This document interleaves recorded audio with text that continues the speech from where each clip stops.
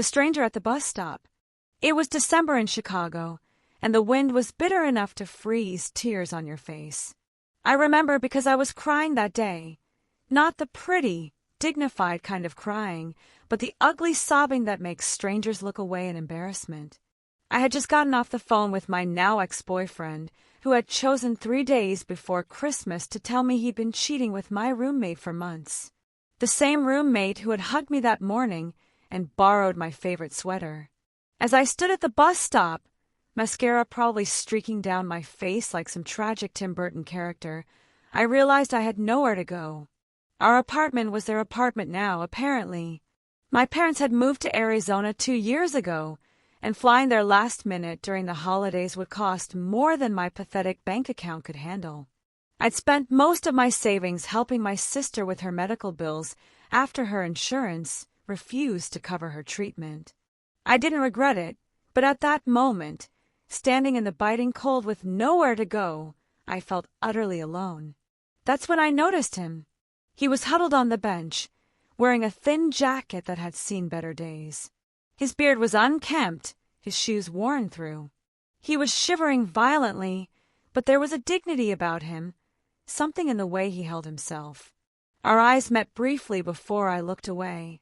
I wasn't in the mood for conversation, especially not with a stranger. The bus was late. Of course it was late, because why wouldn't the universe pile on more misery? I checked my phone. 7:30 p.m. and 8 degrees. Perfect. Just perfect. You look like you're having as good a day as me, the man said suddenly, his voice surprisingly deep and articulate. I huffed out a laugh that turned into a cloud in the freezing air.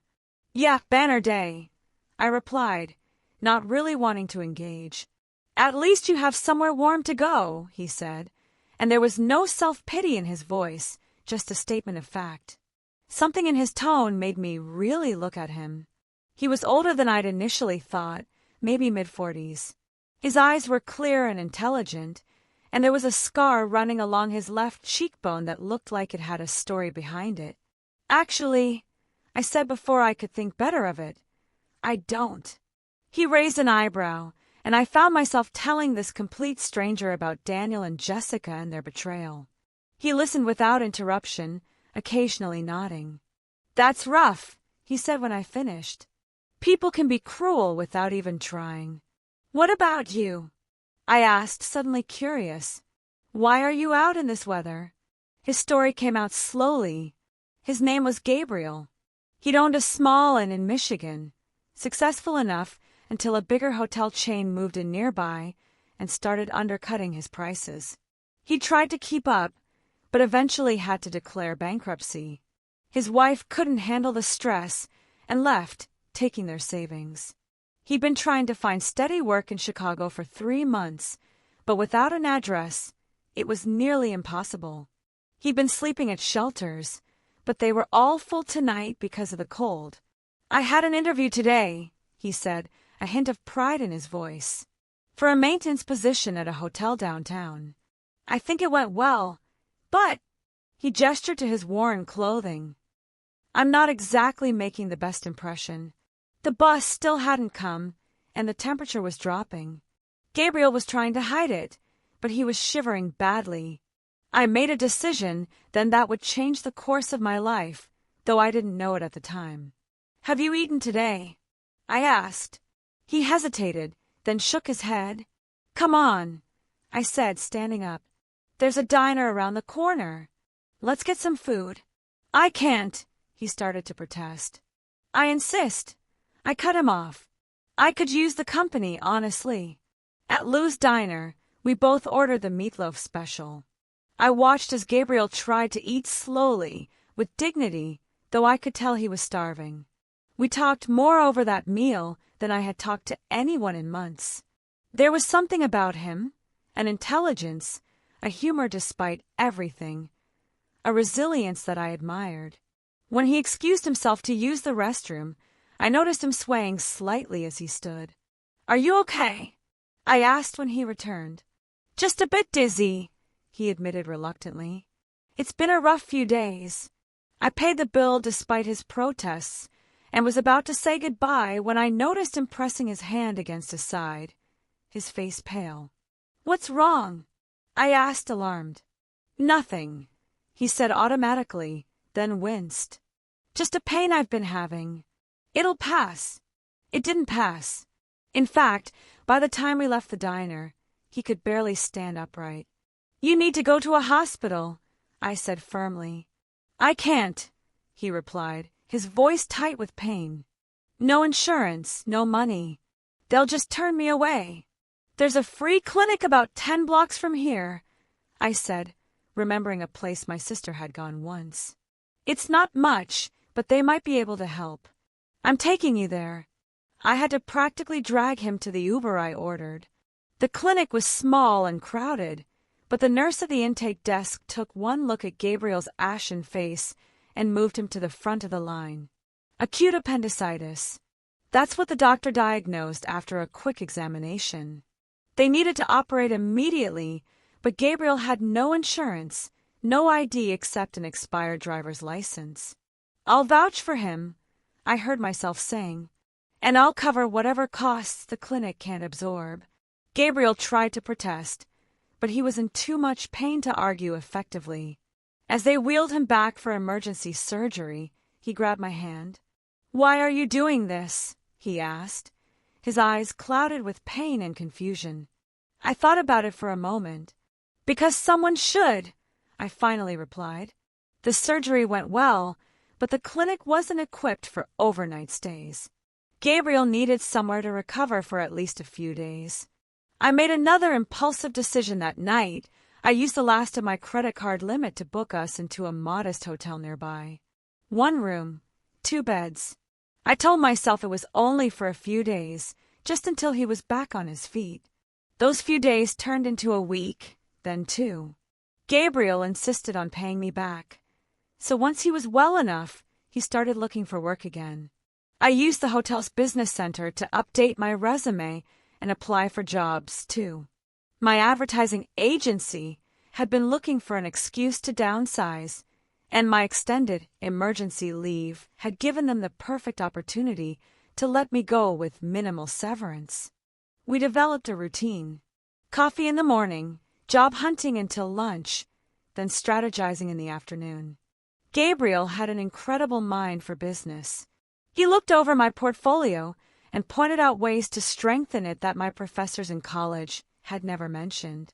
In return, I helped him create a digital resume that highlighted his extensive experience in hospitality management without emphasizing the bankruptcy. "You know what your problem was?" I told him one evening as we shared a cheap pizza. "Urine was great, but you had no online presence. No social media strategy, no targeted marketing." "The internet wasn't exactly my forte," he admitted with a self-deprecating smile. "My wife handled all that before she—" His voice trailed off. "Well, that's my forte," I said decisively. "If you ever get back into the hospitality business, I could help with that." He laughed. "Sure, when I win the lottery and can buy another inn, you'll be my first call." We both knew it was a fantasy, but it was nice to dream. 3 weeks after our chance meeting, I landed a job at a boutique marketing firm. It wasn't my dream position, but the pay was decent, and more importantly, they offered an immediate start in health insurance. Gabriel found work as a night manager at a budget hotel. Not ideal, but it came with a small room in the staff quarters. The night before we were due to go our separate ways, we stayed up late talking. There was something bittersweet about it. This stranger had become my closest friend in the space of a month.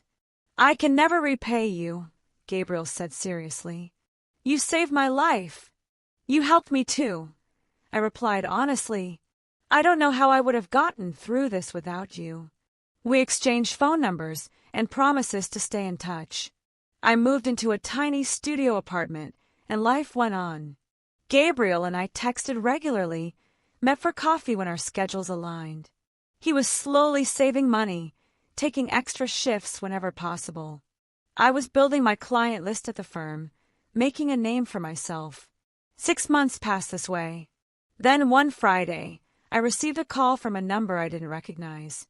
"Is this Emily Winters?" a woman's crisp voice asked. "Yes, it is. My name is Natalie Chun. I'm the hiring manager at the Morrison Hotel Group. We received your application for our marketing director position." I was confused.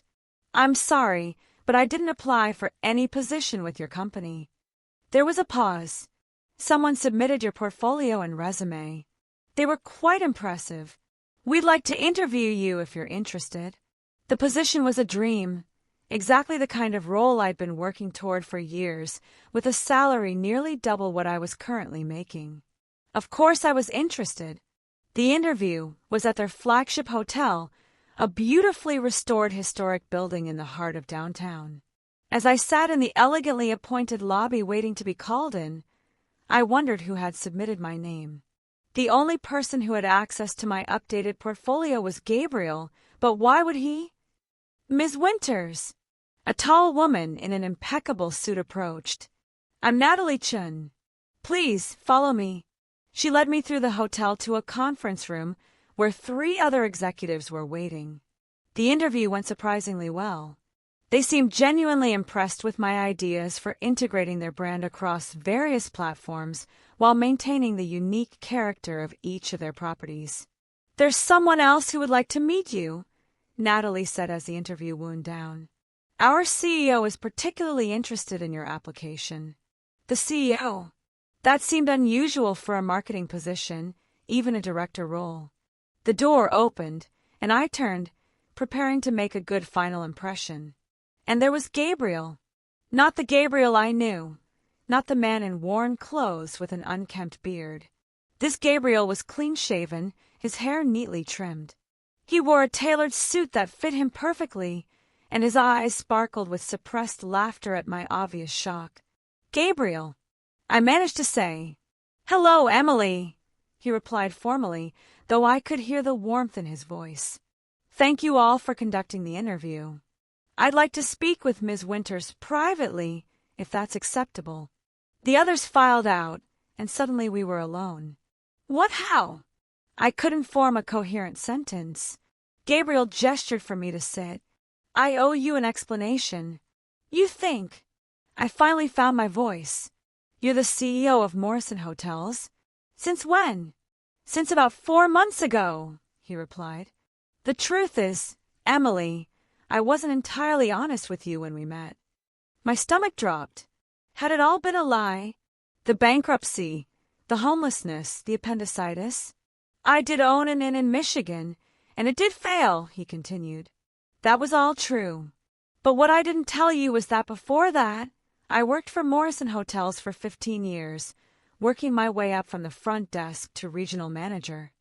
He leaned forward, his expression earnest. "When mine failed, I was at rock bottom. My wife had left, taking everything. I was too ashamed to reach out to my old colleagues, too proud to ask for help. I really was homeless when you found me, really was sick. And after?" I asked, trying to process this new information.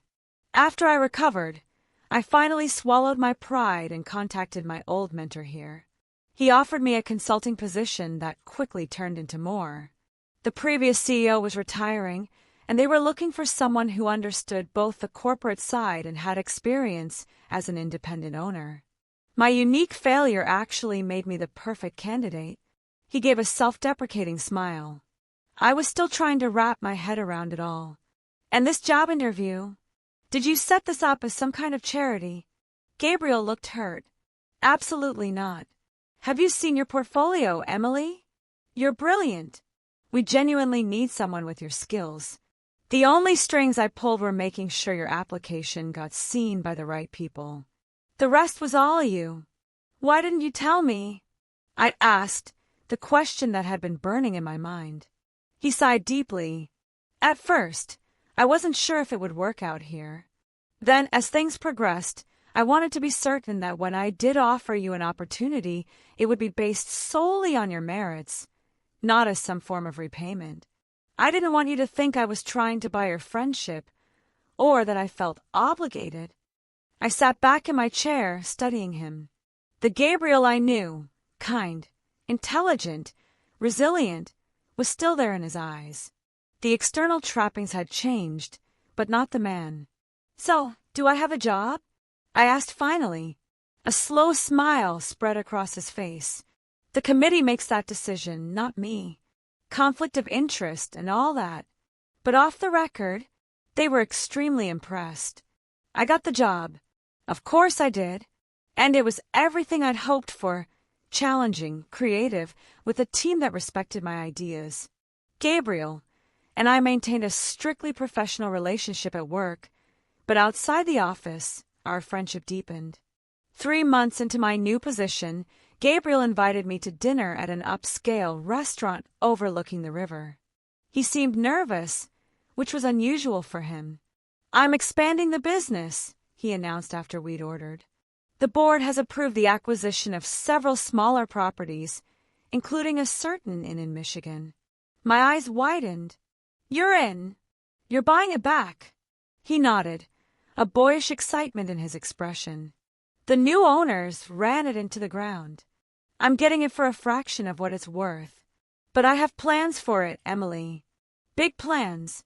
He pulled out a tablet and showed me renderings of what he envisioned, a boutique experience that honored the inn's history while bringing it firmly into the present with modern amenities. "It needs a marketing strategy," he said, watching me closely. "A strong online presence, targeted advertising, the works. Know anyone who might be interested in taking that on?" I laughed. "You're asking me to market your new inn? Of course I'll help. It'll be a side project." "No," he interrupted. "I'm asking you to be a partner. Equal stake in the business." I stared at him, sure I'd misheard. "Gabriel, I can't accept that. I don't have a capital to." "You invested in me when I had nothing," he said quietly. "When I was at my lowest point, you saw something worth saving. This isn't charity, Emily. It's recognition of what you bring to the table, your creativity, your business sense, your heart." "Partners," I repeated, testing the word. "Partners," he confirmed. "In every sense of the word, if you want." And that's how I found myself, 1 year after that frigid night at the bus stop, standing beside Gabriel at the grand reopening of Lakeside Haven Inn. We'd spent months renovating, rebranding, rebuilding. My marketing campaign had generated significant buzz in the travel industry. Bookings were solid for the next 6 months. As we cut the ribbon together, Gabriel squeezed my hand. We were more than business partners by then. The transition from friendship to love had been so natural that I couldn't pinpoint exactly when it happened. Perhaps it had been there from the beginning, a slow-burning ember that finally caught flame. That was 5 years ago. Lakeside Haven Inn has since become the flagship of our own small chain of boutique inns across the Midwest. Each one has its own character, its own story, but all share our commitment to genuine hospitality. Gabriel and I were married at the inn 3 years ago, a small ceremony by the lake. Our twins, Lily and Lucas, are now 18 months old and already showing signs of having inherited their father's charm and their mother's stubborn determination. Life isn't perfect. We still argue about business decisions sometimes. Gabriel still has nightmares about those months on the streets. I still have moments of insecurity, wondering if he would have fallen for me if I hadn't helped him that night. But then he'll catch me watching him and smile, that same smile from the bus stop, the one that reached his eyes even when he had nothing. And I remember that some of the best journeys begin when we're lost. Sometimes I think about how easily our paths might never have crossed. If I hadn't caught Daniel in his lie that day, if the bus had been on time, if I'd chosen a different stop to cry at. So many tiny decisions that led to this life. So when people ask me how we met, and Gabriel gives me that look, the one that says, "You tell it better," I always begin the same way. It was the coldest December Chicago had seen in years, and I was having the worst day of my life until I wasn't. The end.